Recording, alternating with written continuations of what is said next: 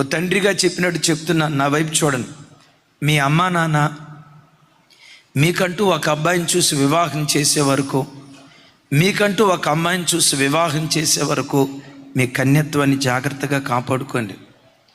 నీ కాబోయే భర్తకు నువ్వు ఇవ్వగలిగే కానుక ఏదైనా ఉందంటే నీ కన్యత్వం. నీ కన్యత్వాన్ని కానుకగా ఇవ్వు. నీ భార్యకు నీ పవిత్రతను కానుకగా ఇవ్వు. లేదన్నా ఇది కార్పొరేట్ రంగం, హైదరాబాదులో ఇది కామన్, నేను ఇలాగే బ్రతుకుతా, ఆ అబ్బాయి నాకు మెసేజ్ పంపించాడు, ఈ అబ్బాయి నాకు ప్రపోజల్ పంపించాడు, ఈ అమ్మాయి నన్ను చూసి ముసిముసి నవ్వులు నవ్వింది, నేనంటే బాగా ఇష్టం అంట, నేను లేకపోతే బతకలేనంటుంది అని నువ్వు కాలు జారి తప్పటడుగు వేస్తే, వివాహానికి ముందు ఒకడు తప్పటడుగు వేస్తే దాన్ని దేవుని వాక్యం జారత్వము అంటుంది. కానీ సమాజం దీనికి అందమైన పేరు పెట్టింది. ఏంటో తెలుసా? సహజీవనం.